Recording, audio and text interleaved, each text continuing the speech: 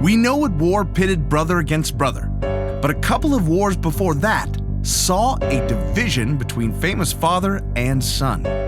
Welcome to American Esoterica.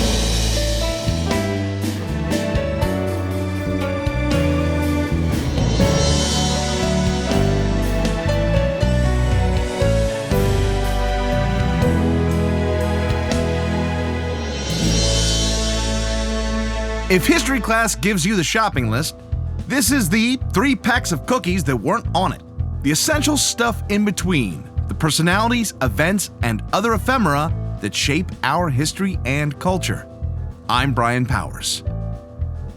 Benjamin Franklin was a lot of things. An inventor, publisher, lover, writer of quirky sayings and books about farting, you name it, he probably did it. First library in the States? Him. Bifocals? Him. First flexible catheter in the United States? Him. The first American penny? Designed by him, which is why it's ironic that he's not on it. Franklin was also a father, however, although I'll leave it up to you to decide whether you think he was a good one. Benjamin Franklin's son, William, is born in 1730. We don't know who his mother is for sure, only that he is born out of wedlock. William is raised by Benjamin and his common-law wife, Dorothy Reed, whom he had been seeing before they made it official in 1730. So she might be William's mother, or he might be the product of any number of Benjamin's late-night assignations. Anyway, as William reaches adulthood, he assists his father in his madcap and wacky adventures. Think of him as the Marty McFly to Benjamin's Doc Brown. The thing with the kite and the key? William is there, although he's 21 at the time and not a child as usually depicted. He finds some success in the army, but after the French and Indian War, he engages more often with the social scene. This irks Benjamin, who decides to take full control of William's life. Under Benjamin's watchful eye, William apprentices with a Philadelphia lawyer and ultimately assists Benjamin with nearly every position he holds over the next 12 years. Just when William falls in love with a local socialite, he's shipped off to England with his dad, where he becomes more entrenched in English society. He also follows in his father's footsteps by fathering a child out of wedlock with an unknown mother, who dumps the kid on William's doorstep.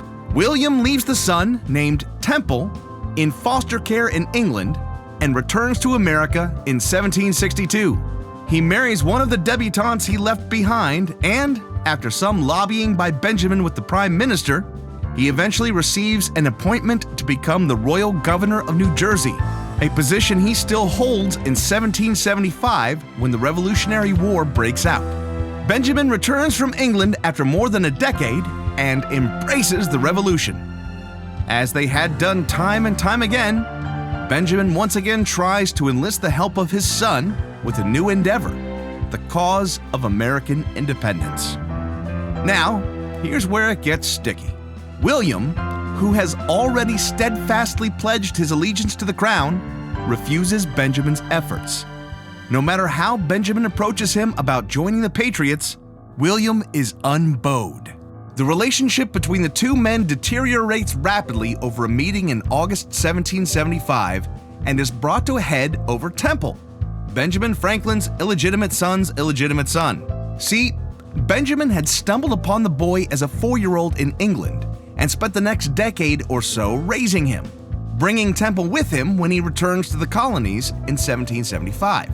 On top of everything else, Benjamin and William argue over where the boy should attend school, and there are political ramifications. William's choice would possibly lead to Temple becoming a loyalist, so Benjamin refuses. This is really the nail in the coffin of their relationship. They correspond for a few months, but after a heated fight in November, the men go their separate ways. So, it's now important to talk about patriotism here. To further confuse things, I'll note at the outset that the word patriot at the time had a specific connotation, that of someone critical of the British policies and agitating for independence in the colonies. But we've come to understand it in a modern sense as someone with a great love of country. Benjamin had raised William to be a good citizen and had drawn him into government and politics in his own wake. So in William's eyes, he was being a good, what we would now call it, patriot, meaning he was loyal to the country he was born and raised in. You know, Britain. The elder Franklin himself had written, "Britain and her colonies should be considered as one whole." In the 1750s, the American colonies were part of Britain.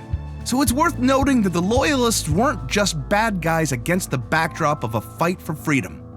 They were faced with a choice of remaining loyal to all they'd ever known, or choosing to forge instead an entirely new nation. Choosing independence might also come with ruin, at least in the short term. It's hard to imagine just how difficult a choice it really was. And in reality, it's estimated that no more than about 45% of colonists ever really supported revolution. Both Franklins felt betrayed as they came to opposite conclusions about the right thing to do. William Franklin made his stance known in a speech later on. "For king and country," only he said it in Latin, "was the motto I assumed when I first commenced my political life, and I am resolved to retain it till death shall put an end to my mortal existence." Both men view themselves as patriots, ready to fight for what they believe is right. It's through this lens that we now view everything that comes after. The stage is now set and the die is cast. Father and son are divided by the cause of independence versus British rule, and when all is said and done, one man will become a beloved figurehead and martyr to his cause and rally his supporters to fight for years to come. And the other man is Benjamin Franklin. To be continued. This has been American Esoterica. All sounds were made by me, Brian Powers. Did I get it wrong? Did I get it right? Just want to talk about how proudly you fart? Drop me a note. The address is yell@americanesoterica.com. Thank you for listening, and God bless America.